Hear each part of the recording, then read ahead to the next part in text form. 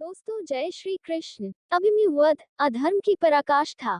अभिमन्यु वध महाभारत में अधर्म की पराकाष्ठा का उदाहरण है। महाभारत युद्ध के 13वें दिन की बात है। युधिष्ठिर को चक्रव्यूह में फंसा कर बंदी बनाने की मंशा से कौरवों ने अर्जुन को दक्षिण की ओर युद्ध में फंसा रखा था।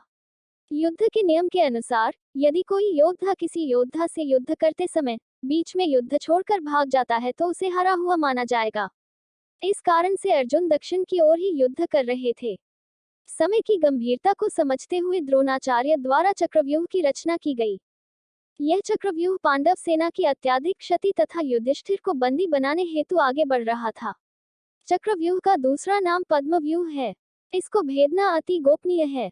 युधिष्ठिर को चक्रव्यूह भेदना नहीं आता था। यदि वह इस चक्रव्यूह में आते हैं तो निश्चित ही बंदी बनते और पीछे हटते तो उनकी हार मानी जाती। कौन कौन चक्रव्यूह भेदना जानता था? महाभारत काल में चक्रव्यूह भेदने एवं उससे बाहर निकलने का पूर्ण ज्ञान केवल श्री कृष्ण, अर्जुन, द्रोणाचार्य एवं प्रद्युम्न श्री कृष्ण के पुत्र को था। इनके अलावा केवल अभिमन्यु ही ऐसे थे जो चक्रव्यूह में प्रवेश करना जानता थे। अपनी माता के गर्भ में रहते हुए तेजस्वी अभिमन्यु ने चक्रव्यूह भेदना सीखा था। जब अर्जुन अपनी गर्भवती पत्नी सुभद्रा को चक्रव्यूह भेदना समझा रहे थे, परंतु माता के बीच में सो जाने के कारण अभिमन्यु पूर्ण ज्ञान नहीं ले सके। चक्रव्यूह भेदना तो सीख लिया परंतु बाहर निकलना नहीं सीख पाए। अर्जुन एवं सुभद्रा पुत्र अभिमन्यु एक कुशल योद्धा थे। अभिमन्यु को रौद्रधारी भी कहा जाता है क्योंकि वह रौद्र नामक धनुष को धारण करते थे। यह धनुष उन्हें उनके ज्येष्ठ मामा बलराम से प्राप्त हुआ था। मूल रूप से यह धनुष महादेव का है। महादेव ने यह धनुष बलराम जी को दिया था। अभिमन्यु को क्यों जाना पड़ा चक्रव्यूह में? अपनी वीरता एवं दृढ़ता का परिचय देते हुए वीर अभिमन्यु ने महाराज युधिष्ठिर से चक्रव्यूह भेदने की आज्ञा मांगी। युधिष्ठिर ने अभिमन्यु को आज्ञा नहीं दी, परंतु दृढ़ एवं विवेकी अभिमन्यु यह जानते थे कि उसके अलावा वहां उपस्थित योद्धाओं में से कोई भी चक्रव्यूह को भेदना नहीं जानता था। वह यह भी जानते थे कि यदि युधिष्ठिर इस चक्रव्यूह में गए तो उनका बंदी बनना तय है।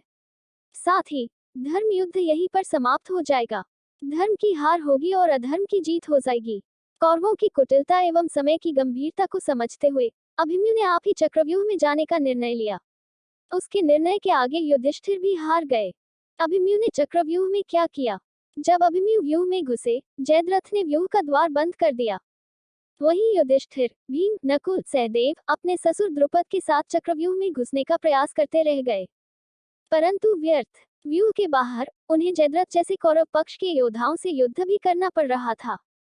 जब रौद्रधारी अभिमन्यु ने चक्रव्यूह को भेदना शुरू किया, तब उसने किसी की प्रतीक्षा नहीं की। वीर सुभद्रा नंदन एक के बाद एक घेरे भेदते गए। रास्ते में आ रही कौरव सेना को ऐसे छलनी कर रहे थे मानो कोई माली घास काट रहा हो। अभिमन्यु युद्ध में एक छोटे से बालक थे, परंतु अतिश्रेष्ठ योद्धा। छठे घेरे को पार करते करते अभिमन्यु ने रुक्मार्थ, बृहदबाला, लक्ष्मण, दुर्योधन का पुत्र, 6 परामर्शदाताओं, कर्ण के 7 पालक भाइयों, शल्य के पुत्र सहित कई योद्धाओं को मार डाला। वीर अभिमन्यु पर किस किसने हमला किया, यह सब देख कौरव पक्ष विचलित हो उठा। वीर अभिमन्यु से कौरव पक्ष के योद्धा एकल युद्ध करने में अक्षम प्रतीत हो रहे थे।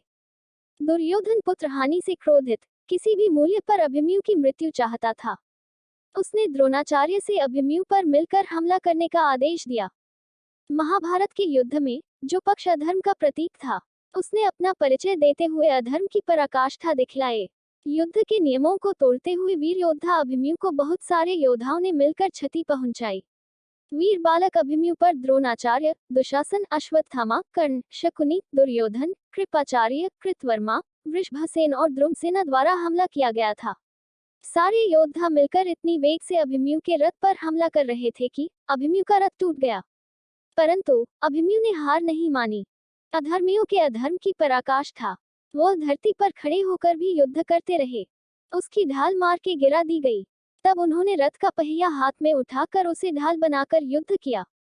इसी बीच जयद्रथ ने पीछे से महान योद्धा अभिमन्यु की पीठ पर भाले से प्रहार किया। भाला वीर अभिमन्यु के शरीर को भेदता हुआ बाहर निकल गया। फिर एक के बाद एक कौरव पक्ष के योद्धाओं ने अभिमन्यु पर बार बार वार किया।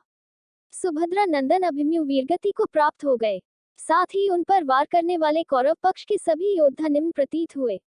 जब अर्जुन चक्रव्यूह को भेदते हुए अंदर पहुंचे तो अपने पुत्र की यह अवस्था वो सहन नहीं कर पाए। तभी अर्जुन ने जयद्रथ वध की शपथ ली थी। निष्कर्ष, महाभारत के युद्ध में बहुत से महान योद्धाओं ने युद्ध लड़ा, परंतु जो शौर्य, साहस एवं क्षमता वीर अभिमन्यु की थी, वह किसी और की नहीं। सुभद्रा नंदन देवी द्रौपदी के प्रिय पुत्र अभिमन्यु अमर हैं। अभिमन्यु की वीरता सदैव प्रेरणादायक रहेगी है। दोस्तों, अगली वीडियो देखने के लिए आप चैनल सब्सक्राइब जरूर करें और लाइक करें और कमेंट करें। जय श्री राधा महारानी जी।